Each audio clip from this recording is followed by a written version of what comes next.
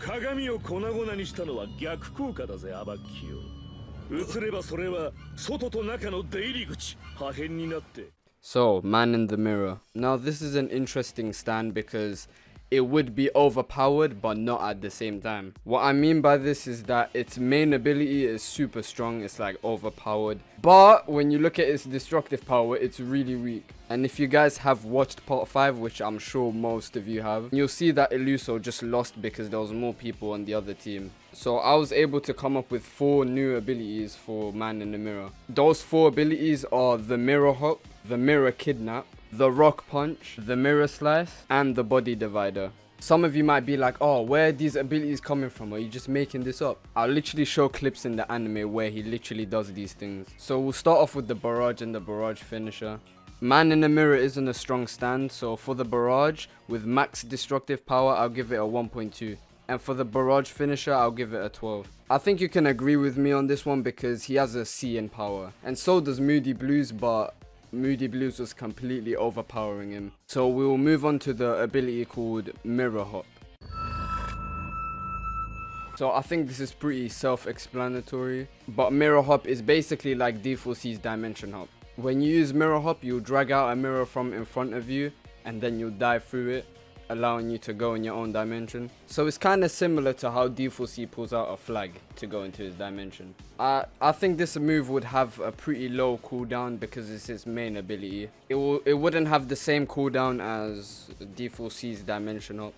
I feel like it should be 15-20 seconds. I'll explain the low cooldown with the next move. The next move is Mirror Kidnap.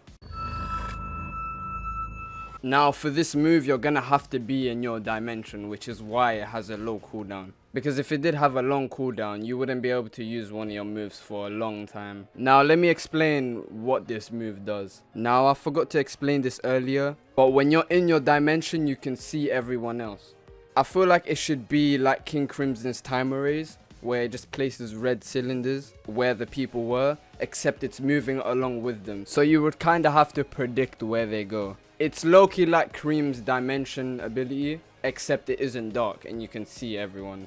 Now if you hit someone with this move, they're gonna be teleported into your dimension and they're gonna be inside your dimension without their stand. To balance this out, I feel like there should be a short stun after you use the Mirror Kidnap move. But then again, the destructive power of Man in the Mirror isn't that much, so it's not like they could do that much to you anyway. Now in the skill tree, I'd imagine you'd be able to upgrade the amount of time that you're in your dimension. Now I'm a bit stuck on this one, but it's just a little thought I have.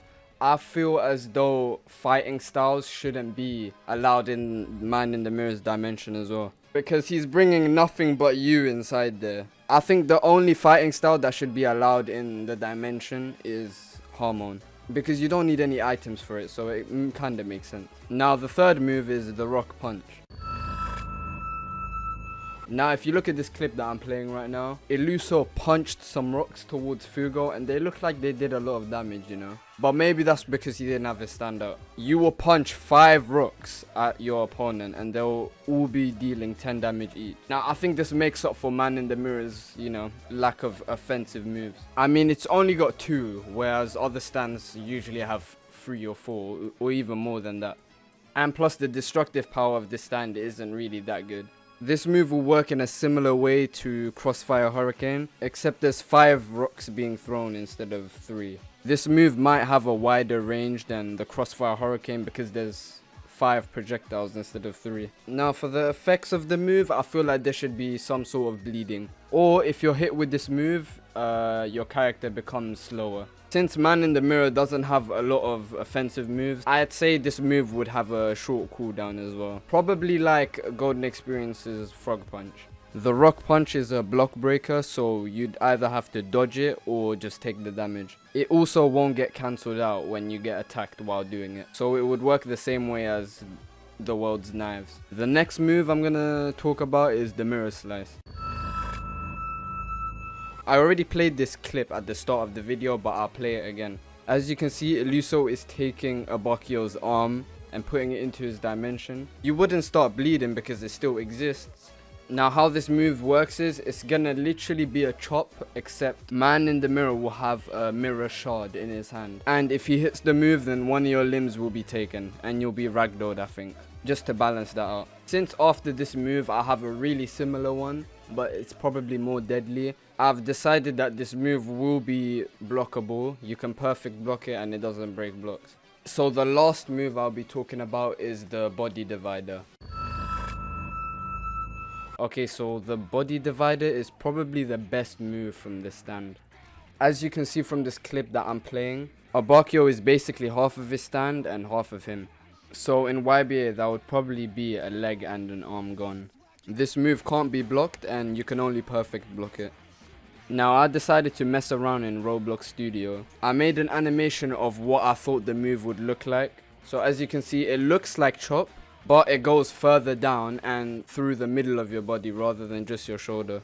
I was thinking of making it like Sticky Fingers, where if he hits you with a zipper punch then you take more damage. But I feel like that would be a bit too overpowered. I was thinking the only effect should be that you're slowed down, but then again you're missing a leg and an arm, so you're definitely gonna take more damage and be slow. Now I tried making a skill tree for this. This is my first time.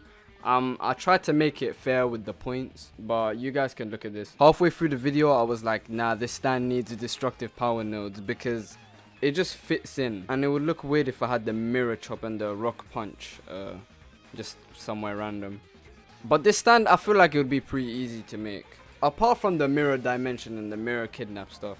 But then again, they have made other dimension related stands. It would work just like D4C though, but with a different animation for the dimension up. I doubt they're ever gonna add a stand that I make a concept video on, but who knows. No, I don't know what you're thinking. Man in the mirror will never counter times though. Now with other dimension abilities, like D4C's dimension hop, if you time D4C's dimension hop right, then you can get away from someone's time stop. Now for this move, I don't think it should counter time stop. It would work just like Cream's dimension ability, and just like King Crimson's time erase. You can go into your dimension, but time will still be stopped. Alright, well this was a long video to make. Did you guys like the one animation that was mine? If you guys liked it, then leave a comment, you know, saying that you liked it. Then maybe I'll start doing more animations. Alright, well, there's nothing else to say, so, hope you enjoyed the video. Bye.